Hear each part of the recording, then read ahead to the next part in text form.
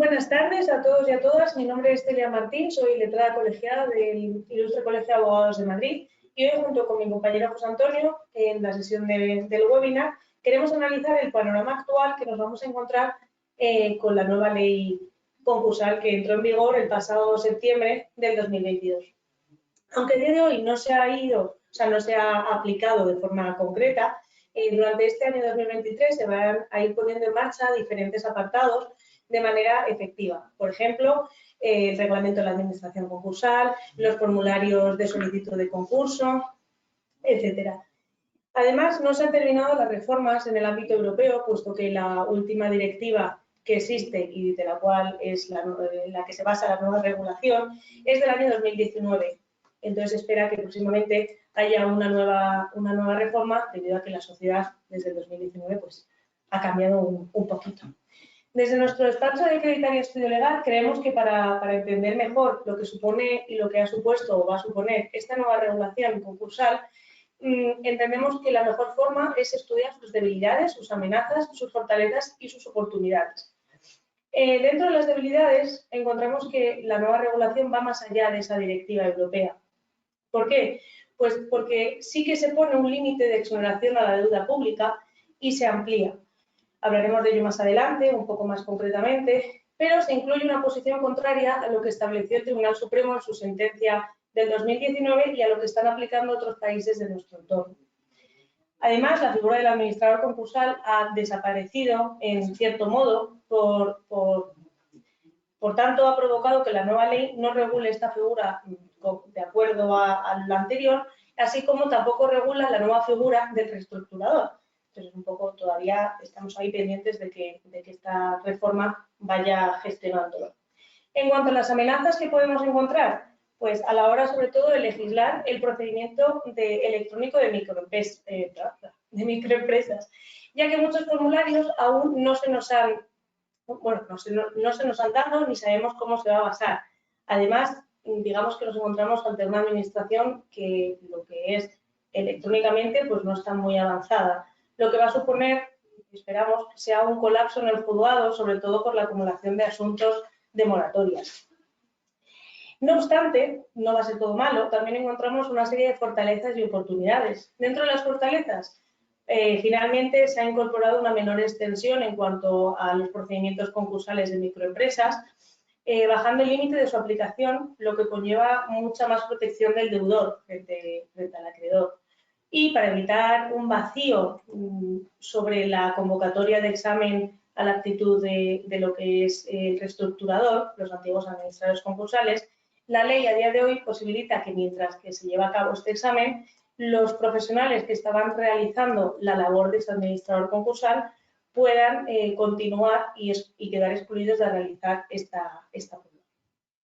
Digamos que uno de los puntos más importantes y lo que mejor nos viene de esta nueva regulación es que la competencia de gestionar los concursos de persona física ha sido derivada de nuevo a los juzgados de lo mercantil.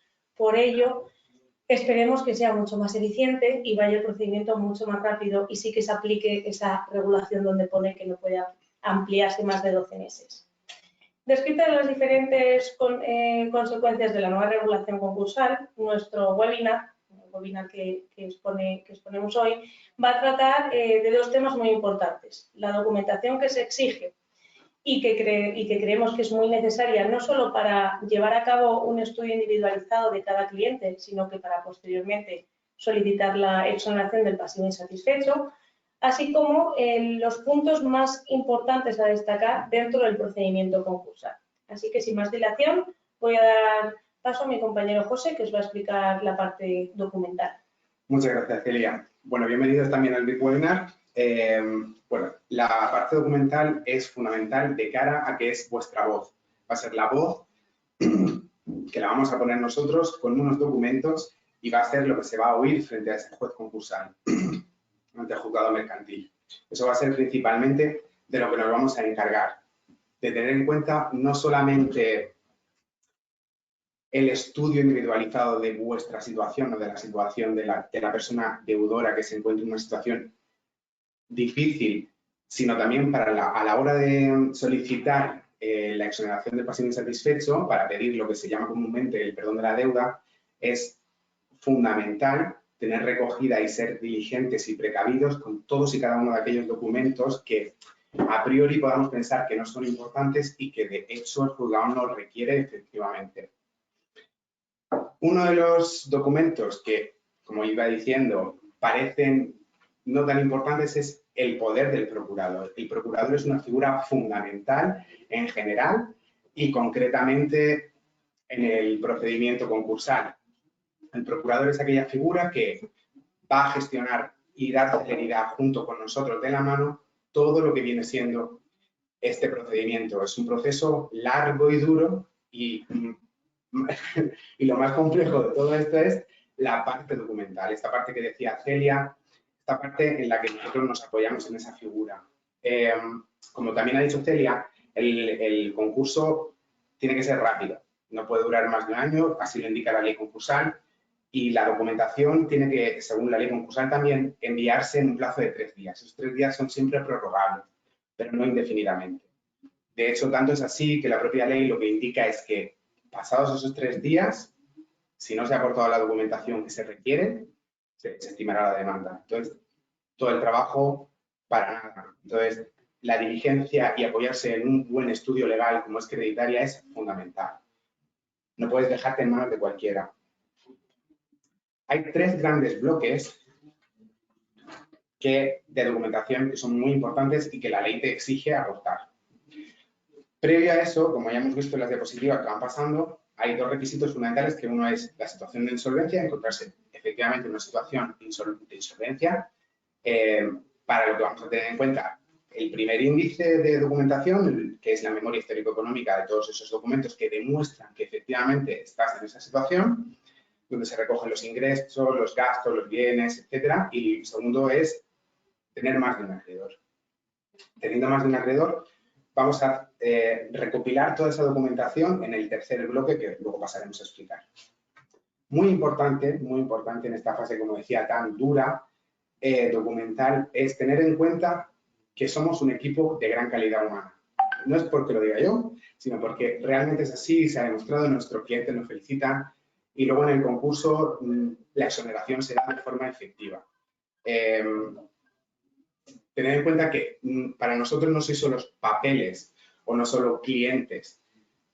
Para nosotros sois una persona en la que nosotros podemos ponernos en vuestra piel, en vuestros zapatos y tener en cuenta vuestra situación como si fuera nuestra y defender vuestros intereses y elegir la mejor estrategia procesal. El primer gran bloque de documentación sería el DNI, el libro de familia, el certificado de nacimiento, el certificado de empadronamiento, el certificado de vida laboral, la sentencia de divorcio y convenio regulador si estuvierais divorciados, capitulaciones matrimoniales si hubierais hecho separación de bienes o hubierais vuelto a otro régimen económico matrimonial, el certificado de matrimonio, donde a su vez también se reflejan el régimen económico matrimonial. Y luego vendría otro gran apartado dentro de esta memoria histórica económica que son lo que certifica los ingresos que se tienen. Para las personas trabajadoras por cuenta ajena se requiere el contrato de trabajo y las 3 últimas nóminas. Para los desempleados, el certificado de demandante de desempleo y el certificado del cobro de la prestación de demanda de desempleo. Para los trabajadores por cuenta propia o para aquellos que se encuentren en una situación como trabajador asalariado y a su vez sean autónomos o tengan una empresa o varias, se requiere de otra documentación como son el pago de la cuota de autónomos en su caso, el alta o la baja de impuesto sobre actividades económicas y las declaraciones de impuestos de este año, del año en curso y de los 2 anteriores. Para ser más concreto, se requiere el modelo 130 y el 303. Uno demuestra el IRPF y el siguiente el IVA, el pago del IVA de forma efectiva. Y por último, dentro de este pequeño bloque de los que demuestran los ingresos está el balance de ejercicios pues, de esas empresas. Y para todos también se pide pues, otro tipo de prestaciones como que se puedan percibir de la seguridad social. También dentro de la memoria histórica económica vienen las 3 últimas rentas o el certificado de no tener que hacerlas, el certificado de antecedentes penales cuya importancia es básica porque como va a explicar Celia más adelante, puede suponer la exclusión del procedimiento procesal, con lo cual aquí en estudio en Creditaria os haríamos un estudio individualizado y veríamos qué otras opciones procesales os podríamos ofrecer, o bien cómo salvar esos escollos o no para conseguir efectivamente el perdón de las deudas o acogernos a la ley concursal de la mejor manera para nosotros. Y el relato de insolvencia. Esto es lo que yo decía al principio, que es vuestra voz. Esto lo construimos juntos. Yo entiendo y nosotros entendemos que estamos hablando de situaciones muy difíciles, con muchas llamadas muy duras, en la que ya los datos se nos hacen un caos y todo, y aquí damos la confianza e intentamos que el entorno y el ambiente sea de confianza plena para que todos podáis acudir a nosotros con cualquier duda que penséis que sea irrisoria o con una construcción diligente y certera de vuestra situación de insolvencia. ¿Cuáles han sido esos motivos que os han llevado a esta situación? Ese relato de insolvencia es lo que el juez va a poder ver, a poder entender. Luego, el segundo gran bloque es el inventario de los bienes. En este gran bloque se recogen tanto los ingresos que ya habíamos recogido antes, como la documentación de un vehículo si lo hubiera, el certificado de registro de bienes muebles para ver ciertas cosas que ya podríamos ir hablando cuando llegue el momento, el registro de índices que se recogen en el registro de la propiedad, en el caso de tener bienes inmuebles que estén registrados, en el caso de que no estén registrados también aportamos el certificado catastral donde también se ve qué hay, qué no hay, por qué está o no está registrado. Y también a su vez se refleja cierto valor, el valor catastral de la vivienda, que también es importante, ya hablaremos de los valores más adelante, en futuros webinars. El certificado de plan de pensiones, recordemos que esta ley, como decía Celia, es muy buena, es muy humana y el espíritu de la ley sobrepasa la directiva que ya de por sí era fenomenal. ¿Por qué? Pues se ve reflejado en cosas como esta, como el certificado de plan de pensiones. Hay gente que ahorra muchísimo, que piensa en su futuro y que aún así pues, comete errores. No todos tenemos una educación financiera óptima y el certificado y el plan de pensiones ahora mismo, según la ley concursal, no es susceptible de liquidación de forma obligatoria. Es decir, que aun teniendo un buen plan de pensiones, no tiene por qué liquidarse para cubrir ciertas deudas. ¿Que es susceptible de modificación a corto plazo? Sí, que no sabemos lo que pasará, pues ya lo veremos con Celia más adelante. Y luego hay las típicas cosas que se nos olvidan, que tenemos, como son otros productos financieros, caso de acciones, participaciones, pues yo que sé, cosas que en principio pueden ser ridículas, pero que efectivamente tienen un valor económico.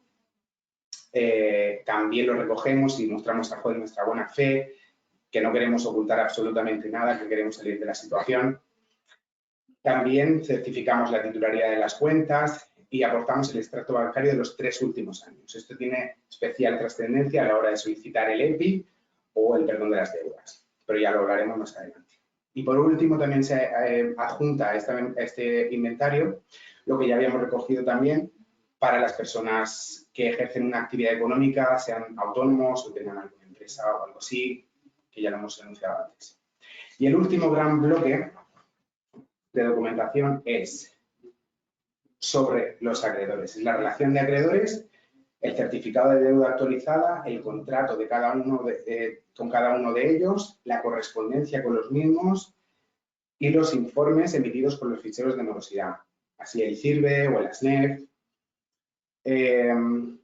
Y por último, los certificados como informe no se tiene o se tiene deuda con las administraciones públicas, con la Tesorería General de la Seguridad Social y con Hacienda. Recordemos que hay 2 tipos de haciendas, estatal y las locales. Y eso tiene trascendencia que explicará Celia a la hora de desglosar qué es exonerable, qué no, en qué proporción, etcétera. Y nosotros llevamos la precaución de llevarlo ya desglosado para que la celeridad en este procedimiento se cumpla de forma efectiva y no nos quedemos encallados en esta situación de insolvencia más tiempo de lo necesario.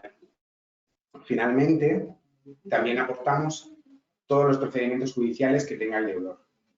Todos vienen relativos a estos acreedores que hacen ejecuciones singulares, pero no me quiero meter mucho ahí porque ahora lo vamos a explicar. Muy importante para nosotros es que no tengáis miedo, no tengáis miedo de recibir cartas certificadas, que sepáis que este procedimiento os va a liberar. Así que toda la documentación, notificaciones judiciales, etcétera, que recibáis, por favor, aportadlas. Es sincero, nosotros vamos a elegir la mejor estrategia, vamos a ir de vuestra mano, pero todo debe quedar reflejado y eso también lo valoran muchísimo los jueces. Así que, sin más, os voy a pasar con Celia. Pues muchas gracias, José, por tu explicación. Es verdad que la documentación es súper importante, como veremos ahora, porque a mí me toca explicar de una forma un poco mecánica lo que esta nueva ley ha hecho durante todo el procedimiento, ¿no? Es un poco menos humano que lo que ha explicado José. Empezaremos diciendo lo que conlleva que se declare ese auto de concurso, lo que todo el mundo espera, ¿no? Después de recopilar toda la documentación, se presenta ante el juzgado y el juez gestiona esta documentación y dicta un auto de concurso, auto de declaración. ¿Qué significa o qué efectos tiene en la situación del deudor? Bueno, pues le protege jurídicamente. Es decir, no se puede iniciar ningún tipo de ejecución judicial o extrajudicial, ni a premios administrativos, incluidos los tributarios, contra los bienes o derechos del deudor. Si ya están iniciados, se podrá solicitar la suspensión. ¿Qué pasa? Que estamos en derecho y como en todo derecho hay una regla general, pero hay excepciones. Entonces, como excepciones podemos ver que no se puede suspender ningún tipo de ejecución laboral o procedimiento administrativo de ejecuciones contra Hacienda, Seguridad Social o ayuntamientos en los que haya una diligencia de embargo con una fecha anterior a la que corresponde la declaración del auto de concurso. ¿Vale? Es decir, si el auto de concurso es de fecha 15 de marzo, si tenemos una diligencia que viene del 2 de febrero, no se va a poder suspender, siempre que sea una diligencia de embargo de un procedimiento laboral o un procedimiento contra una administración pública, pero si es posterior, sí. ¿Qué pasa para aquellos procedimientos que se pueden suspender y conseguimos esa suspensión a través de un escrito que presentamos al juzgado? Bueno, si ha habido cantidades indebidamente embargadas desde la declaración del auto, se consignan en lo que viene a denominarse como cuenta del concurso, pero no es una cantidad que nosotros podemos disponer de ella libremente, es decir, no es que me devuelvan 500 euros y me pueda comprar un coche, no, sino que esa cantidad se destinará al pago de dicho crédito hasta donde dé y el sobrante se quedará o se reintegrará en la masa activa del concurso para pagos de otro tipo de créditos, como puede ser créditos contra la masa, que serían los honorarios del letrado, del procurador, se iría viendo según el tipo de procedimiento. Y dentro de estos procedimientos de ejecución sí que es muy importante hablar de aquellos acreedores que sean titulares de derechos reales de garantía sobre bienes o derechos propiedad de los concursados. Lo más fácil para entender, una vivienda habitual con una hipoteca. ¿Qué pasa cuando hay un procedimiento de ejecución por el pago de la hipoteca? Bueno, en este caso, desde la declaración del concurso, desde que tengamos ese auto, no se puede iniciar un procedimiento de ejecución y las ya iniciadas a fecha de dicho auto se quedarán suspendidas aunque estuvieran publicados los anuncios de subasta. En aquellos casos que los titulares de esas garantías quieran reanudar ese procedimiento de ejecución, necesitarán presentar ante el juez de la ejecución un testimonio del juez del concurso donde se indique que el bien no es necesario para la continuidad de la masa activa del concurso. Es decir, el juez del concurso dice este bien queda fuera del procedimiento concursal, se puede llevar a cabo la ejecución independientemente del concurso. ¿Vale? De todas maneras, desde creditaria podemos llevar ambos procedimientos conjuntamente, es más, normalmente siempre lo recomendamos, que nos comentéis este tipo de cosas porque tenemos un departamento especializado en las ejecuciones hipotecarias. En aquellos casos que tenemos bienes, ¿qué pasa a la hora de solicitar la exoneración? Bueno, pues mediante la nueva ley concursal se ha dispuesto la posibilidad de obtener el perdón de las deudas mediante dos vías. La primera sería para aquellos deudores de buena fe que tienen bienes en propiedad y sí que quieren liquidarlos, nos llaman y nos dicen, oye Celia, oye Sonia, oye José, que tengo una casa pero que me da igual perderla. Bueno, pues nosotros podemos plantear la apertura de esa fase de liquidación y en la fase de liquidación presentaremos un plan de liquidación, una redundancia, donde indicaremos que se puede proceder a una dación en pago, a una venta, a una subasta, al modo de liquidación más conveniente. Una vez se apruebe dicha forma de liquidación y se realice la misma, con el dinero que se obtiene, si existe una hipoteca o un préstamo que esté sobre el bien, se pagará hasta donde dé y el resto de la deuda quedará para la solicitud de la exoneración. ¿Qué pasa para aquellos deudores que tienen una casa y nos llaman y nos dicen no queremos perderla por nada del mundo, un coche lo necesito para ir al trabajo? Bueno, pues con la nueva ley sí que se permite solicitar la exoneración del pasivo insatisfecho, que abro paréntesis aquí, voy a llamarle a partir de ahora EPI, pero para que sepáis que es la exoneración del pasivo insatisfecho, mediante un plan de pagos. Y este plan de pagos se basará o se realizará en relación a la situación económica de cada deudor. Sí que hay unas características muy importantes de este plan de pagos, ¿vale? Se puede presentar en cualquier momento antes de que el juez acuerde la liquidación de la masa activa, ¿vale? Cuando se concede ese EPI con este plan de pagos, sí que se va a mantener la publicación en el registro público concursal durante 5 años y es muy necesario, por eso José ha hecho hincapié en ello, que junto a la presentación de este EPI con plan de pagos presentemos las últimas rentas, no solo del deudor, sino de toda su unidad familiar, junto con los extractos bancarios de los 3 últimos años, para fundamentar esa insolvencia que estamos intentando demostrar. La duración de ese plan de pagos. Bueno, pues cuando no es una vivienda habitual, no queremos liquidar una casa que tenemos en Torrevieja o una moto o, yo qué sé, cualquier cosa que no sea la vivienda habitual, son 3 años, ¿vale? Ese plan de pagos se llevará a cabo durante un máximo de 3 años. Cuando queremos evitar la liquidación de la vivienda habitual, la nueva ley nos permite ampliar ese plazo a los 5 años. En el caso de que se conceda la exoneración, pasivo insatisfecho y el deudor gana la lotería de la vida, es decir, viene a mejor fortuna. En este caso, tanto el acreedor como el deudor puede solicitar una modificación de ese plan de pagos o la reapertura del concurso, ¿vale? Esto depende de la situación, pues ya cada deudor habla con nosotros y vemos cómo se puede solucionar. Otro punto importante que ha comentado antes José son las situaciones o las excepciones en los casos que no se consideran buena fe, entonces no permiten el acogimiento a este proceso concursal de persona física. Aquí el punto más importante es que cuando en los últimos 10 años se le haya condenado al deudor en sentencia firme por un delito relacionado contra el patrimonio, hurtos, estafas, robos, falsedad documental, contra la hacienda pública y seguridad social y contra los derechos de los trabajadores, siempre que la pena máxima a imponer o señalada sea de igual o superior a 3 años, no se considera buena fe, por tanto, no se cumplen los requisitos para solicitar la exoneración del pasivo insatisfecho.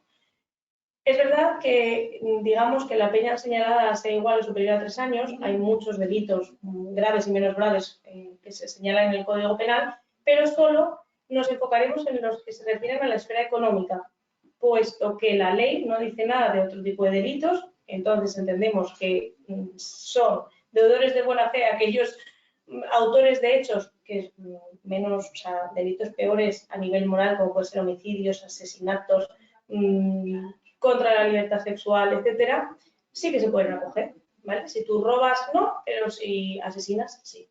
Son cosas que esperemos que en un futuro la ley vaya mejorando. ¿Qué pasa? Como antes, aquí hay una excepción. No todo el mundo que tiene estos antecedentes no puede entrar, sino que no sería aplicable a aquellos que a fecha de la solicitud de la exoneración hayan cancelado los antecedentes penales y hayan pagado las responsabilidades civiles derivadas del delito. Entonces, si tú has cometido un delito de robo hace 8 años, pero has solicitado la cancelación, has podido cancelar los antecedentes, le mandas a José un certificado de antecedentes penales donde pone que están cancelados y a su vez has satisfecho la responsabilidad civil derivada del delito, puedes acogerte a este procedimiento concursal perfectamente y no habría ningún problema. Y por último, otra de las exenciones para la concesión de este EPI, y yo creo que es lo que más nos rompe la cabeza a día de hoy a los profesionales, es qué pasa con las sanciones que derivan de la Seguridad Social y Hacienda. A ver, sí que es verdad que ha habido una modificación. El límite de la exoneración de la deuda pública regulada actualmente es que quedan exonerados hasta 10.000 euros. Los 5.000 primeros euros para Hacienda o para Seguridad Social sí que quedan exonerados totalmente y el resto se exonerarán hasta alcanzar el 50% de los 10.000 euros. Luego pondremos un ejemplo seguramente si hay alguna duda respecto a esto, que seguro que sí, porque todo el mundo tiene. En relación a estas deudas, existe una imposibilidad de solicitar la exoneración cuando en el desglose que ha comentado antes José, viene que provienen dichas deudas de una sanción grave o muy grave en los últimos 10 años. ¿Qué pasa?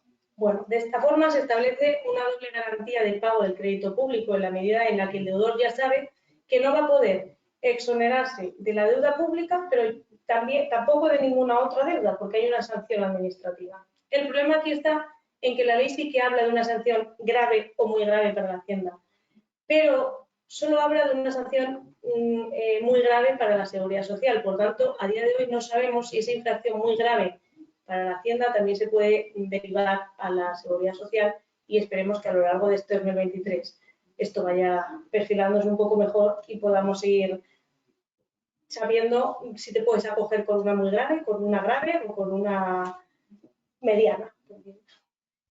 Por lo tanto, teniendo en cuenta estos puntos, lo explicado por José con la documentación y haciendo un balance global y teniendo en cuenta que hay aspectos susceptibles de mejora, consideramos que durante la tramitación parlamentaria del anteproyecto de la ley se introdujeron cambios en la buena dirección y que la ley a día de hoy es buena, sí que necesita mejorarse como todo, pero queda ver cómo se llevan a cabo los desarrollos parlamentarios y reglamentarios que se están haciendo, sobre todo en relación al administrador concursal, a las sanciones administrativas, para que al fin y al cabo se cree una ley que ayude a implementar a las empresas y a mejorar los procedimientos de personas físicas en un escenario de incertidumbre tan complicado como el que nos encontramos debido a todas las crisis económicas que se llevan a cabo.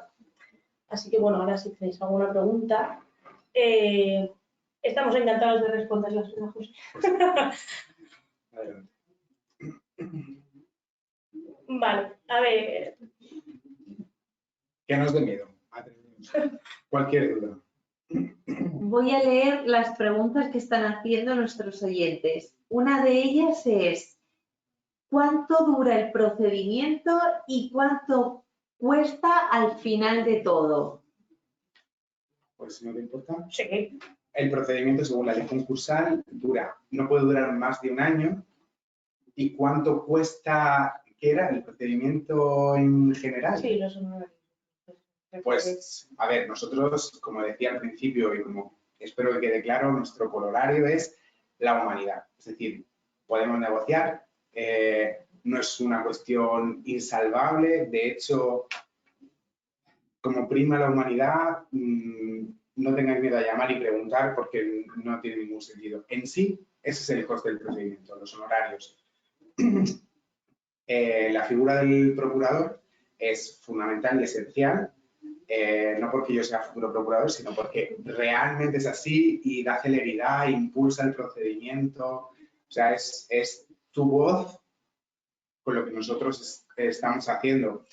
Todo eso de ir al juzgado, tener que sacar otro tipo de... Todas esas molestias administrativas y judiciales se ahorran con un procurador porque no hay una comparecencia en el que vayamos a ir a vosotros o nadie a dar pena a un juez. El juez no te va a escuchar salvo por documentos, y esos documentos los diligencia el procurador.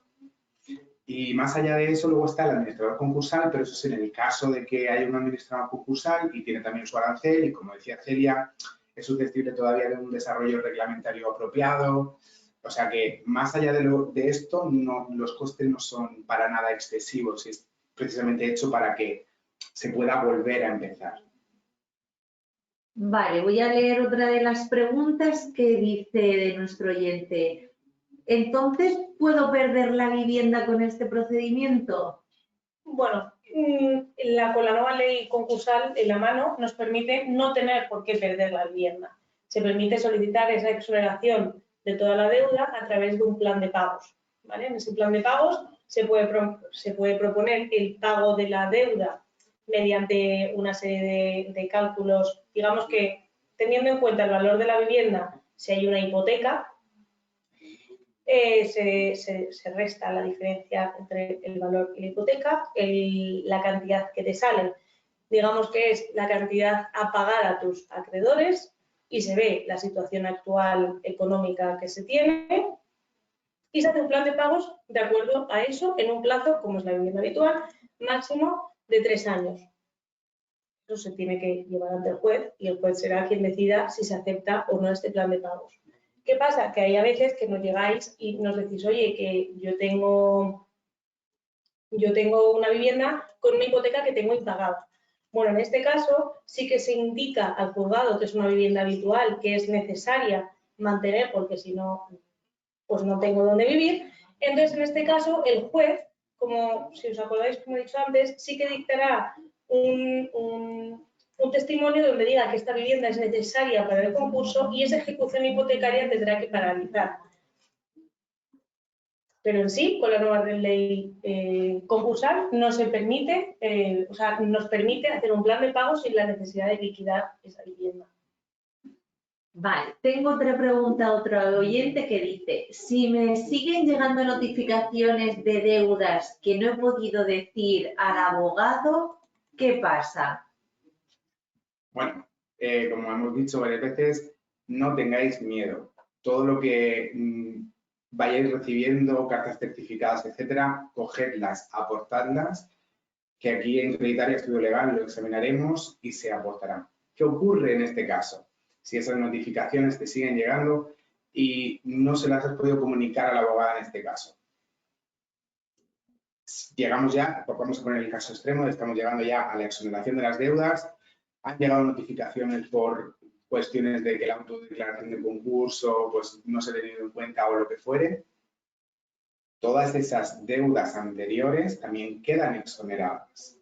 Y esas notificaciones, por tanto, son nulas. Nosotros nos dedicaríamos a hacer el escrito pertinente. Sí, corrígeme. sí, exacto. Muy bien.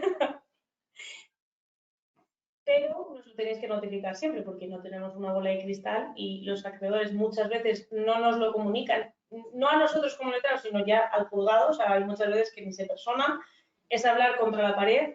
Entonces, muchas de las notificaciones que os llegan, hay a veces que dais por hecho que nosotros las podemos recibir, pero no. Enviárnoslo todo. Sociedades con domicilio en otro sitio, cambia de domicilio social, tú cambias de domicilio, esa notificación acaba extraviada. Siempre que seáis conscientes, por amor propio ya, para que podamos defendernos lo mejor posible, hacerlo llegar. Aunque en sí este procedimiento ya de por sí es protector. Pero para dejar tranquila a Ángeles, que creo que es la que ha preguntado, decirte que cualquier deuda que no hayas comunicado porque se te ha olvidado, porque normalmente pasa que yo tengo que deuda con Cofidis, pero de repente la he vendido a Axactor y, oye, de Axactor no lo sabía y al final, pues oye, tengo un monitorio de Axactor. Da igual, todas las deudas que nos hayan comunicado y que sean anteriores a la fecha de ese auto de concurso van a quedar exoneradas. Si son posteriores, bueno, entonces veríamos cada caso qué ocurre y os recomendaríamos cómo actuar en ese momento. Y la última pregunta, para no alargar más el webinar y que si alguien más tiene preguntas, les aconsejamos en que nos escriban o nos llamen. La última sería, no me ha quedado claro cuánto me pueden llegar a perdonar de deuda pública. ¿Me puedes poner algún ejemplo? Vale. A ver, con la nueva ley concursal, la deuda pública hemos dicho que se exonera tanto de Hacienda como de Seguridad Social hasta un máximo de 10.000 euros. Los 5.000 euros siempre quedan exonerados, los primeros 5.000 euros íntegramente. Entonces, si tenemos una deuda, vamos a poner ejemplo de 6.000 euros con Hacienda. Vale, pues los 5.000 primeros euros quedan exonerados, o sea, ya solo me quedarían 1.000 euros. ¿Qué pasa con esos 1.000 euros? Solo se aplica, por un artículo de la ley, o sea, solo se exonerarán de esos 1.000 euros el 50%, es decir, la mitad, porque no llega a los 10.000 euros. Con lo cual, quedarían exonerados 5.500 euros. El resto, los 500 euros que sobran de la deuda de Hacienda de Seguridad Social, no se permite, como se permitía antes con la antigua ley, un plan de pagos, por tanto, se recomienda, y nosotros recomendamos, e incluso ayudamos y gestionamos la solicitud ante el propio organismo público de un fraccionamiento y o aplazamiento de esa deuda. No sé si hay alguna pregunta más, si tenéis alguna pregunta.